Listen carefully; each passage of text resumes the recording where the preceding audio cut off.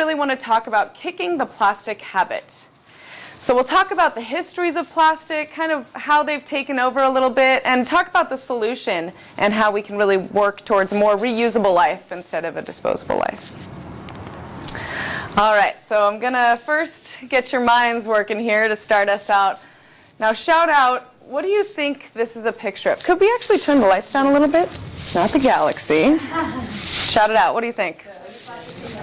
It is in the ocean. It's not plastic. I'm not going to start you off with depressing stuff. Oh, is it mermaid tears? I wish, no.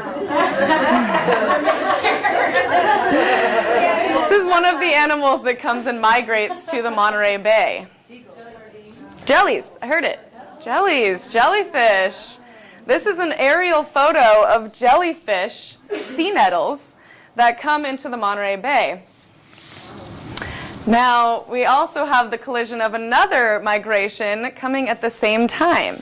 This is a leatherback sea turtle. And they start out in Indonesia. They migrate their way all the way over to the Monterey Bay because there's so many jellyfish here. How do they know? They are born with that instinct. It's science, right? They know to come all that way, migrate across a huge expanse of ocean to come and eat our jellyfish. This is what one of the full-grown mothers looks like in Indonesia. These are living dinosaurs. They can get up to 10 feet or 9 feet, and are just huge. And they've been around for long time, unchanged. Let me just turn this guy off. I'm sorry? What's their lifespan?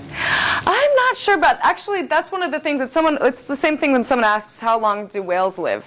Some we don't even know. There's sperm whales out there who have been found with harpoons in their heads from 80 years ago, like little pieces of it. With turtles, it's really hard to tell. It could, somewhere in the 100, 200, maybe even 300-year range. Depends. So this is what happens when researchers collide with those two migrations. This is obviously a leatherback sea, not obviously, that's a leatherback sea turtle's head, and right behind it on the shell is a camera. And so they're filming what it looks like when a sea turtle gets in contact with a jellyfish. And so what do you think it's trying to avoid when it gets in there? What could it get hurt? Tentacles. So what it does is it closes its eyes right before it gets into the middle and gets all those nice little yummy pieces on the inside. So once the researchers really started figuring this out and how they're protecting their eyes before they go in for the kill, and they started researching more about their throats. So this is actually a leatherback's throat. It doesn't have teeth or anything like that. But when it eats something, it's not getting out. So when we think about this, we start to think about our legacy, because leatherback sea turtles are now the official state marine reptile. This was just enacted in 2013. The main reason this happened is because these animals are very endangered. They're very much in trouble, where there's not many more of them left. And one of the main reasons that they are dying is because a lot of them accidentally eat plastic. Obviously, there's other reasons. They're being poached, their eggs are being eaten by a lot of the local people in Indonesia because it's a form of sustenance. They don't have money for chickens or to have any other markets, so they might eat their eggs. And they also use their shells for adornments and for jewelry and everything like that. But here in the United States, where they're not poached, they're not killed, they're finding a lot of them, of all kinds of different animals, obviously, mostly turtles, are getting really affected by plastic bags. So what did we use before plastics? We used ivory for combs. We used cloth, we used glass, we used metal and wood. So back then, back in the 1930s, we're using all of these different resources, right? And plastics were really a salvation because we didn't have to kill elephants anymore for their ivory. We didn't have to kill turtles for their tortoise shells, for the beautiful jewelry or combs that they made. We didn't have to use all of these metals and get into the earth and get all of these metals out and cut down all these trees. So plastics were a savior. And they slowly started taking over everything we used. This is the picture that is the 1955 Life magazine. And this was when plastics really started to get popular. Because housewives now had more time with their kids. They didn't have to spend time cleaning the dishes. They didn't have to spend time doing all these things in the kitchen. They could just throw away their trash, all of their utensils, all their plates, and it was amazing. It was a whole new world. They could make anything out of plastics, and they started doing so. Plastic bottles started popping up everywhere. This is a picture by photographer Chris Jordan, who I'll show you some of his pictures later as well. And he really likes to show the whole picture. Now, 2 million plastic bottles, we can't even figure out how, we can't even see 2 million. It's so hard to see that. But with this picture, we can really start to sense how much plastic we are consuming. So back in the 1960s, when plastics, right about when that Life magazine picture was taken, we started making a little bit of plastics, not too bad. It was getting a little crazy, so around the 1980s, we figured out about recycling. And we figured we got to do something with all this plastic. They're taking up a lot of room in our landfills. Let's start recycling them, which is great. But it hasn't really gotten to the point that we need it. Now that generation versus recovery gap is very, very large. There's a lot of different kinds of plastic. When we think of plastics, we usually think of a plastic bottle or a plastic bag. And also when you think of these things, you look at that little number on the bottom of the bottle, right? And you think, oh good, it's recyclable. It has the chasing arrow sign. That chasing arrow sign is actually not from the recycling company, it's from the plastics industry. They want to know which kind of plastic it is. Now, who can guess what numbers from 1 to 7 are very regularly recycled? 1 and 2. 1 and 2. 1s, 2s, sometimes 3s. So if you're looking at the top of a coffee lid, if you go down to your coffee shop, you get a nice little cup with a lid. Fortunately, those are usually number 6s, and that's polystyrene. A lot of these are not very recyclable because they're not really in high demand to be recycled. Things like 1s and 2s, those can be recycled into fake wood. They can be recycled into sweatshirts now. They can be recycled into fleece. There's a lot of things that plastic bottles are now made into or upcycled into a different form than they originated. But unlike things like glass, a plastic bottle can never be recycled into a plastic bottle.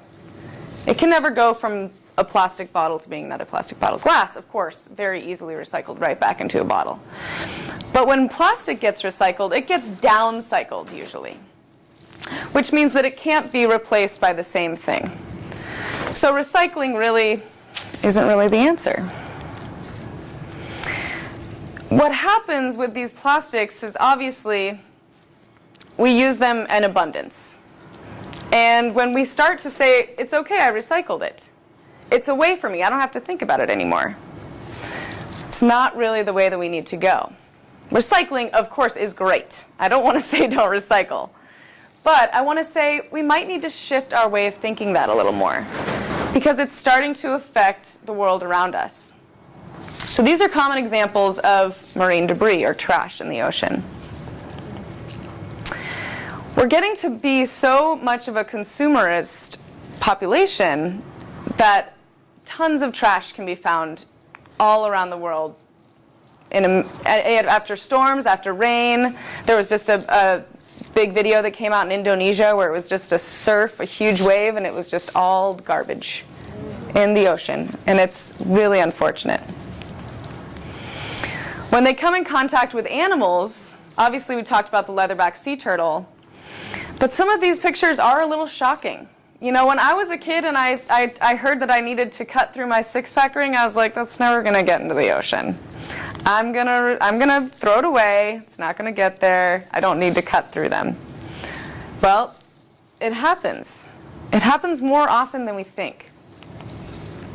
This is actually a local picture in Moss Landing. And inside the plastic bag is a baby sea otter. The photographer who took this picture said that he was going crazy when he heard what was happening. He heard the mother almost screeching in alarm that her baby was stuck in this plastic bag. These animals are very, very curious. Sea otters, sea lions, dolphins, they're all very curious animals. So when they see something out of the ordinary, they're usually going to investigate. Thankfully, there's a happy ending. Baby got out of the bag. The photographer said he almost ran into the water, like freaking out. I was like, I probably would have done the same thing. It would have been against the Marine Mammal Protection Act, but it's okay. So we want to really think about our impact on this world and what we're going to leave as our legacy. This is one of my favorite seabirds. This is a black-footed albatross. And when I talked about at the beginning that the biggest sanctuary in the United States is in the northern Hawaiian Islands, these birds actually nest there. They only come to land once a year, and it's in the northern Hawaiian Islands, which is usually, that sounds pretty good, right? I'd want to go to the northern Hawaiian Islands. Unfortunately, these Hawaiian Islands are surrounded by the North Pacific Gyre. North Pacific Gyre is a place, I'll go back to that last one, right in the middle of our Pacific Ocean. And it's kind of a whirlpool effect. It's where all these currents are coming together and really pulling all the stuff from around them to form this gyre. Now this gyre used to be a very, very diverse area. A lot of animals would come there to feed. They knew that there would be schools of fish there and plankton and fish eggs. And unfortunately now what they're finding is these birds are eating the trash. These are examples of black-footed albatross stomach bolus. And this is what they're finding.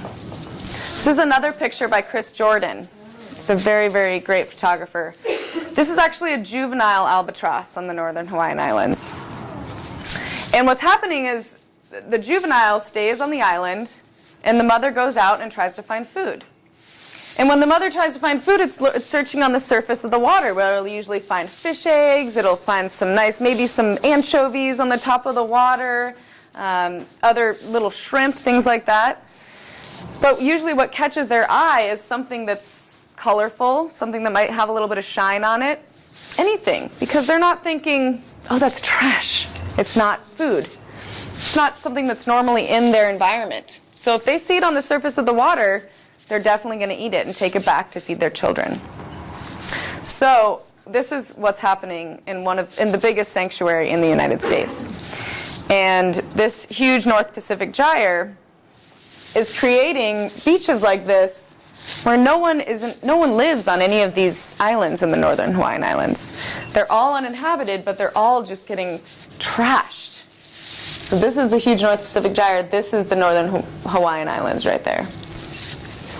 So this is a big problem, and there's actually 5 gyres in the world, and there's this great group called 5 Gyres that was one of the founders of this North Pacific Gyre.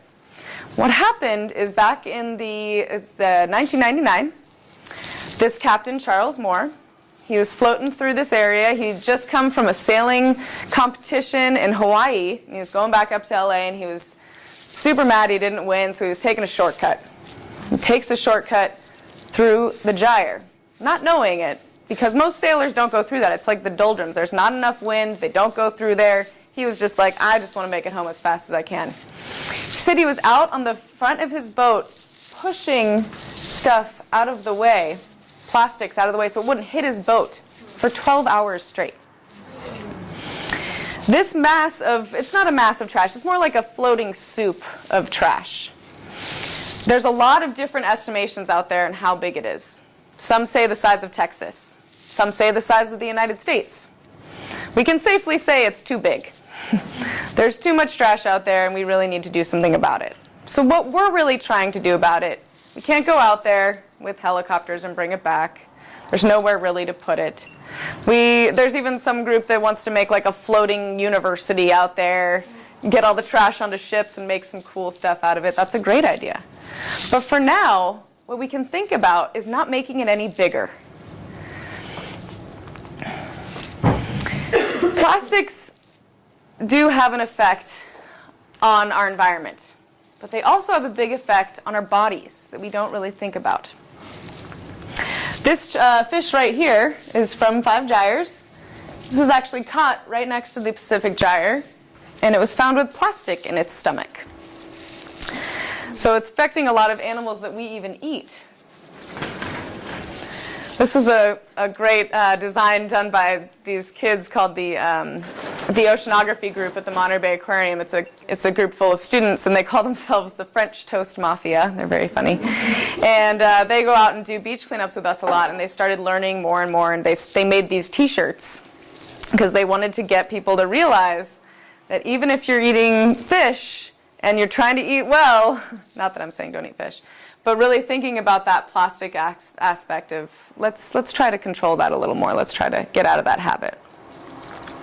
Plastics can actually leach chemicals into your water, and there is a lot of controversy out there about this right now, but there is, and the controversy is over the effect of it. What could happen if plastics get into your body? We're not going to go into that because there's a lot of different opinions out there, but what we really can know is that plastics are made up of chemicals, obviously. I actually made plastic in my organic chemistry class in college. We made a little bouncy ball. It's literally just like 50 different chemicals in a mass. So when you think about chemicals and putting that into your body, of course it's going to have an effect, but it's not going to be the natural effect.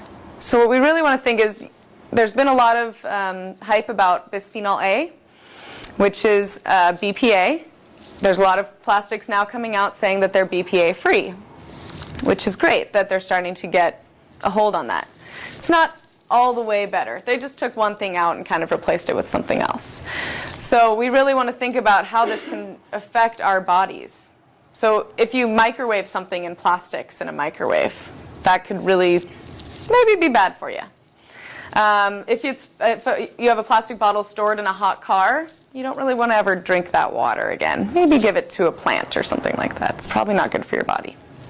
But what they have found, and this is definitely been determined, is children and breastfeeding women are at the highest risk. So my husband, he knows I'm kind of a plastic freak. He's like, well, it just doesn't really matter for me. I'm like, well, I still don't want you to microwave your stuff in plastic. It's probably not a good idea.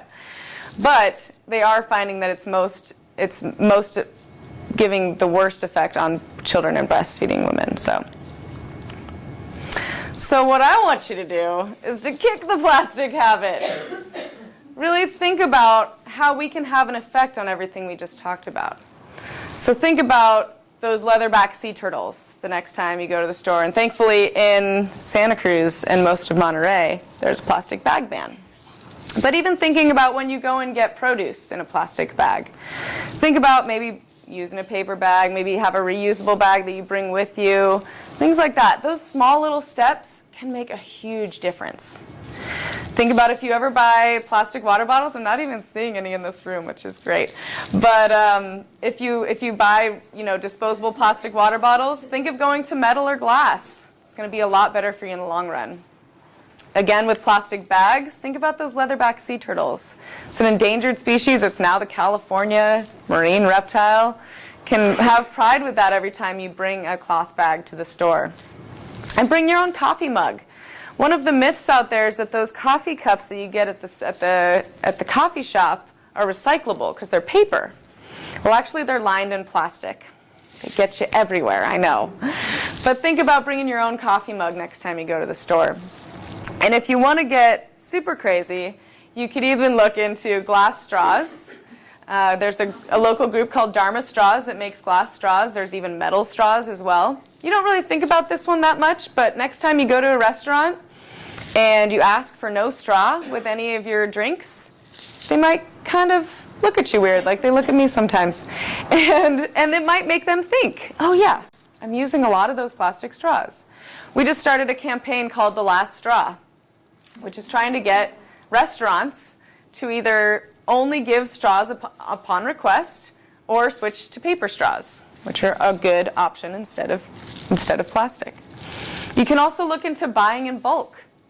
One of the top things we find at our beach cleanups is plastic food wrappers. Individually wrapped everything, right? For our convenience, which is great. But not so great when you think about how much waste is produced. And then another myth that we always want to talk about is bioplastics. Bioplastics are those cups that you sometimes see with beautiful green writing on them, talking about how they're compostable. Unfortunately, they aren't. The only place they are compostable is in industrial compost. And there's only one of them on the West Coast, and it's in LA. So if you're in LA, it might be compostable, but not really anywhere else. So we really want to look towards, even if you're having a big event and you got to use something disposable, look to paper or look to reusables. We ask all of our people who come to our events to bring your own. Bring your own plate. Bring your own utensils, bring your own mug, bring your own everything. We'll provide the food. So it's really just a shift in behavior, a shift in what we're so used to in this culture, which is the convenience of having a lot of things made out of plastic. We can, think about our great-grandmother who didn't really know what plastic was and lived very well without it. So really think about that time the next time you go shopping, next time you go and use your money for a good reason. Use that money to really support groups that don't use a lot of plastics. All right, and I just wanted to give you guys a little bit of further reading. Beth Terry is an amazing woman. That's her in her outfit over there. This is a plastic-free life. For the past few years, Beth Terry has been keeping every single piece of plastic she uses every year. And that's one of her years. It's everything that's on her. The last time I saw her, she had a little tiny bag. She came and actually spoke for Save Our Shores. She had a little plastic bag someone had given her full of trash, and that was the only amount of plastic she had used for 9 months. So it's doable. It's even doable to make your own mascara, make your own makeup, make your own shampoo, things like that. Things like thinking a little bit differently, maybe to the extreme, but it's doable. And then this book, Susan Frankel, Plastic's a Toxic Love Story. I'm actually reading this right now. And she talks about 8 different things. It's all in that word right there. Oh, there's 7 of them there. She talks about 8. 8 different things in their path from how they became so plastic and what happened in our society and how the plastics industry just kind of took over. And then also my favorite book about the ocean, Sylvia Earle, who's a personal idol of mine, The World is Blue, How Our Fate and the Oceans Are One. If you want to know the history about sustainable seafood, the history about everything that goes on in the ocean, that's your book. All right. So I would love to hear any question you guys have, and thank you so much for having me today. Last fall, there was this proliferation of whales out in the bay. You probably all know that. Nobody was more excited than me because I'm obsessed with sea mammals. Yay. And went out and did the whale watching, and I also started noticing a lot of otters, and there were orcas out there, and it was just it's wonderful. But then I read this really shocking article about this sailor that sailed from Australia to Japan, and he had made the same trip 10 years ago. And 10 years ago, during that trip, there was sea life everywhere. And this trip, nothing. He saw one whale with a giant tumor on its head or something. Yeah. And I started thinking about the fact that we're living in a sanctuary. And maybe the reason that there's so much more life that we're seeing in the Monterey Bay Sanctuary now is because so much of the rest of the ocean is just dead. And so, it was the most exciting time for me on the one hand. On the other hand, there's this really dark side. I mean, is that possibly the reason that we're seeing so much additional life in the Monterey Bay now? There's a few reasons, and thank you for that. I used to work on a whale watching boat. I've done a lot of research with animals, but one of the reasons that the Monterey Bay is so well set up for that is the submarine canyon. So that's one of the reasons why it got to be a sanctuary is because of this really unique structure that it has with this underwater, really deep canyon, twice as big, twice as deep as the Grand Canyon. But what happens is the food that humpback whales eat, small fish and krill, congregate in canyons like these. So on the walls of the canyon, there's always a good amount of schooling fish and schooling krill. And so that's one of the reasons they're drawn here. It's interesting because there used to only be the population that we knew about of humpback whales that went from Hawaii to Alaska. But now our population is actually different. They go from Baja to Monterey. And so it's almost like a group that went off of that stopped in Monterey and was like, hey, we're staying here. This is great. But there is also the controversy when you go to places like Japan or when you go across that big expanse of the ocean. Japan is a very big fishing place. They've spread far and wide. So they fish everywhere around the world with their Japanese boats. Anywhere they can get into the jurisdiction and pay off the people who live there, they will go in and fish as much as they possibly can. So there is that aspect of the Japanese fishing fleet and things like that. But there's also a lot of different aspects that are happening. I mean, we're not seeing sharks as much often because there is a demand for shark fin soup. That's one of the big things that's really messing up the ecosystem because now we're getting more jellies and more, because there's less leatherback sea turtles, we're getting more sea lions. Sea lions are everywhere and very overpopulated because there's not a lot of great white sharks. So things like that are kind of getting out of whack. And of course, whales, if they're closer to Japan and closer to the poles, they are getting hunted for science. And so there is still big Japanese boats that go out there and kill whales and unfortunately eat them. And they're saying they're doing it for science, and they somehow have that little loophole to still go through. So we are very, very fortunate to be where we are, to see all of the amazing wildlife we have here, and to have a protected place for them to be. We also have places called marine protected areas right out in the California coast. It's actually the first of its kind, where there's places that you can't fish. So there's actually, if you've ever been to Lover's Point in Monterey, or Natural Bridges, or Elkhorn Slough, all of those places are marine protected areas, and a part of them is a reserve where you can't fish. So we're even going to the next level here in California and really getting a lot more protection, which is why I always say if you're ever going to eat fish, anywhere from California is really sustainable, other than farmed salmon. Oh, should have put that little asterisk in there, except for farmed salmon. Anything else locally in California is highly regulated and very well done. Yes? I have dogs, and I try to buy what they say are those biodegradable bags for picking up their poop, and they're made from corn or something. Are those a good option? I mean, because what other option do you have when you're taking your dog for a walk? Yeah, it's actually a question we get a lot. We actually just have some signs that we did last year up on Seabright Beach that has mutt mitts there, because we were finding a good amount of dog bags, and obviously people are worried about having dog poop on the beach. But what happens is, yeah, they're not compostable. I'm not sure. It's the same kind of thing with bioplastics. They're compostable in 5 years, not like 2 months or something. I had a company that I bought from that said that they would dissolve within 30 days. So there's bio bags, which are great. Those actually are very compostable. But the mutt mitts that we use, unfortunately, aren't. The other option is, you could use newspaper or something like that, but I don't have a dog, but I have a dog that I watch all the time, and I still use those bags. So really thinking about, okay, I'll still have to use those bags, or even if you use a produce bag, that's fine, but really thinking about the other areas that you can make a difference in not using plastics, because some things like that, where our society has gotten us into this problem of, okay, we all have dogs, we need to pick up after them, let's make plastic bags available. That's kind of one of the areas where it's hard to find a replacement, for sure. So keep on trying to use those biodegradable bags. The bio bags are the best. They actually do compost. I tested it at home, but the other ones aren't as compostable. Yes. I have a quick question. In terms of teams that are interested in this plastic reduction, Yeah. I know Earth Day is coming up, and I was thinking it might be nice to have a book that a teen could read about it.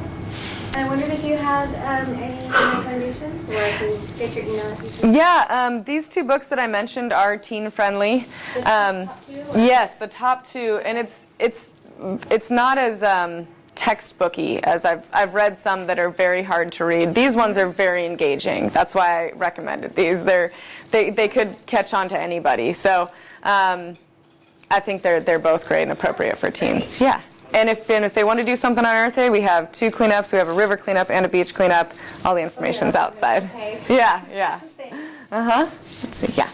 2 things. One, a book that might be of interest is Moby Duck. It's about, if you haven't read his novel. Yeah. He does a section on the gyre and on plastic and where plastics come from and how we use them and how they've increased across the United States. It's pretty amazing. Yeah. Does he talk about the rubber ducky? He talks about the ducks. Yeah. It's That were about spilled into the ocean. And dumped something like 32,000 rubber ducks into the ocean.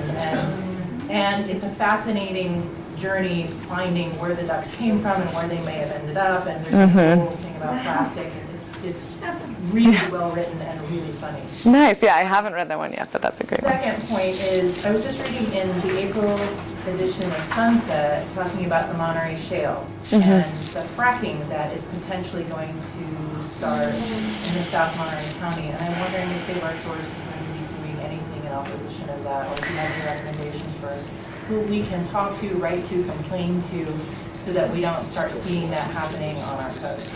Absolutely. It's very much a hot topic right now. There was a group up in Aromas called Don't Frack with Aromas, and they're very engaged, and we were working with them to just kind of get the word out. I haven't heard any action happening yet. So right now it's really in the preliminary. I don't think it'll happen because everybody here kind of knows about it and is very up on everything that's happened with fracking.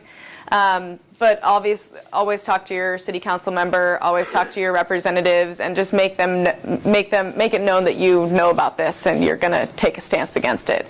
Because even if you just write a letter to a city council member, that has to go on public record and they have to read it. So I really encourage anybody, if they ever have something like that they're worried about, always contact your representative.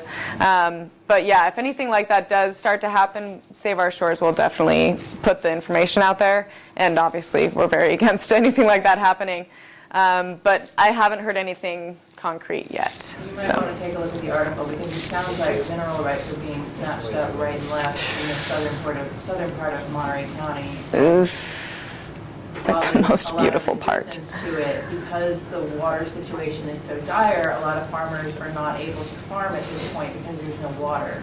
Yeah. And so this is a way of bringing in money and potentially trying to stay on their land. The problem, though, is that as soon as they start sending the chemicals and the sludge and all the other stuff that they send down into this environment to try and break up the shale to pull the oil, if there's a breach, and there's a breach somewhere between 10 and 20% of the time, that water is now completely contaminated. Exactly. Yeah. It's just a road. It's the wrong road to go down. And it's the same thing with desal. Desalination plants. We were very involved in that, and it's just not the way to go. You got to think about conservation before you think about anything else. And even though Santa Cruz is actually one of the most conservative counties with water, there's always something else we can do. Thank you. Okay. All right. Thank you so much, you guys. If you have any other questions, I'll be outside. Thanks.